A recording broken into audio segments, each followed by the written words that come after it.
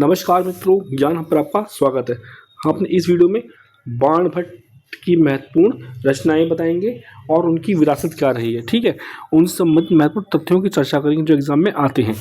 तो अगर हम बाणभट्ट की बात करते हैं तो बाणभट्ट के बारे में एक युक्ति बहुत ही प्रसिद्ध रही, वो क्या है? वह बाणो चिष्टम जगत सर्वम, यानी कि विद्वानों के अनुसार संसार का समस्त ज्ञान बाण की जूठन है। उन्होंने कुछ भी अछूता नहीं छोड़ा। तो इससे बड़ी बात किसी विद्वान के लिए क्या हो सकती है कि आपने सब कुछ कह दिया, कुछ छोड़ा ही नहीं तो कहने के लिए। तो देखिए, जो बाणभट्ट थे वो हर्ष के दरबार में रहते थे, ये सब आपको पता है। अब हम रचनाओं की बात करते हैं। प्रमुख साहित्यिक कृतियाँ कौन सी थी उनकी? तो हर्षचरित उनकी सबसे महत्वपूर्ण प्रमुख साहित्यिक कृति थी। ये था क्या? ये प्रथम ऐतिहासिक गद्य है। और इसमें क्या लिखा उन्होंने? सम्राट हर्ष के पूर्वजों और उनके शासनकाल के शुरुआती वर्षों का प्रमाणिक इतिहास लिखा गया है इसमें। ठीक है, उनकी जो दूसरी रचना थी, और वो क्या थी? दूसरी रचना कादम्बरी। कादम्बरी क्या है? विश्व का प्रथम उपन्यास माना जाता है इसको। विश्व का प्रथम उपन्यास क्या है? कादम्बरी। इसमें प्रेम और पुनर्जन्म पर आधारित एक जटिल कथा लिखी गई, कहानी लिखी गई, और इस प्रकार का दुनिया का पहला उपन्यास इसे माना जाता है।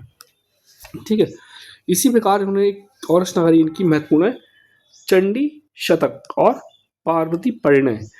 देवी दुर्गा की स्तुति में 100 श्लोक लिखे जो चंडी शतक, और पार्वती परिणय में क्या है? शिव पार्वती विवाह पर आधारित एक नाटक लिखा गया।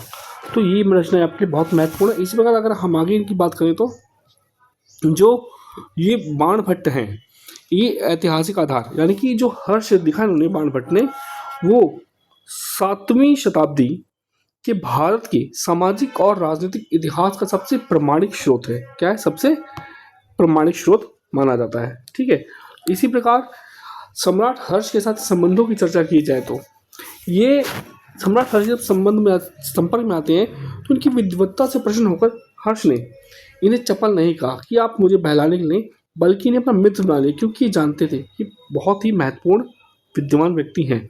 तो इसने हमें क्या याद करना है? आपको हर्षित आपको याद होना चाहिए, इनकी रचना थी। ठीक, कादम्बरी याद होनी चाहिए आपको, और चंडी शतक, पार्वती परिणय, बहुत ही इंपॉर्टेंट रचनाएं थी, आपको याद होनी चाहिए। नमस्कार, धन्यवाद, मिलते हैं एक नई वीडियो के साथ। और प्लीज़ हमारे इस चैनल को लाइक कीजिए, सब्सक्राइब कीजिए, हमारा सपोर्ट कीजिए। नमस्कार।